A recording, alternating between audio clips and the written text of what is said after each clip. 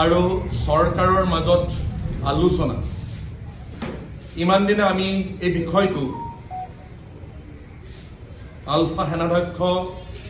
পৰেশ বৰুৱা আৰু অসমৰ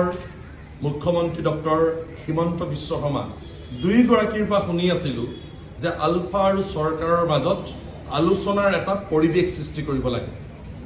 আৰু দুয়ো পক্ষই আমি দেখিছিলোঁ ৰাজ্য চৰকাৰ আৰু আলফা দুয়ো পক্ষই আলোচনাৰ স্বাৰ্থত যোৱা 9 বছৰে মুখ্যমন্ত্ৰী ডক্টৰ হিমন্ত বিশ্ব শৰ্মাই কোৱাৰ দৰে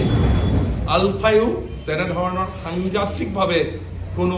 আৰ্মি এক্টিভিটি কৰা নাছিল আৰু সেইবাবে আমি অসমৰ মানুহ খুবেই আশাবাদী আছিলোঁ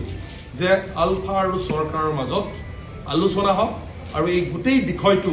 আলোচনাৰ জৰিয়তে অন্ত কৰক কিন্তু যোৱাকালি ম্যানমাৰত যেনেধৰণে আলফাৰ শিবিৰত আক্ৰমণ কৰা হ'ল আৰু তাত নয়ন অসম আৰু দুগৰাকী প্ৰদীপ অসম গণেশ অসম এনেধৰণে 3 গৰাকী তেওঁলোকৰ উচ্চ পৰ্যায়ৰ আলফা নেতা নিহত হৈছে তাৰপিছত মই ভাবোঁ যে আলফা আৰু চৰকাৰৰ যিটো আলোচনাৰ পৰিৱেশ সৃষ্টি কৰা হৈছিল ক'ৰবাত নহয় ক'ৰবাত এই পৰিৱেশটো ব্যাঘাত জন্মাব যিটো আমি কোনো মানুহে অসমৰ মানুহে প্ৰধানকৈ বিচৰা নাছিলোঁ বা প্ৰধানকৈ আমি অসম জাতীয়তাবাদী যুৱ ছাত্ৰ পৰিষদে বিচৰা নাছিলোঁ যে আৰু এটা সংঘাতপূৰ্ণ পৰিৱেশ সৃষ্টি হওক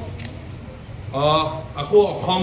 যি শান্তিৰ পৰিৱেশ আছে সেই শান্তিৰ পৰিৱেশ নাইকিয়া হওক তেনেধৰণৰ এটা পৰিৱেশ আমি কেতিয়াও বিচৰা নাছিলোঁ আমি কেৱল মাত্ৰ আলফা আৰু চৰকাৰৰ মাজত আলোচনা বিচাৰিছিলোঁ কিন্তু যোৱাকালি যিটো ঘটনা ঘটিল সেই ঘটনাই ক'ৰবাত নহয় ক'ৰবাত ব্যাঘাত সৃষ্টি কৰিছে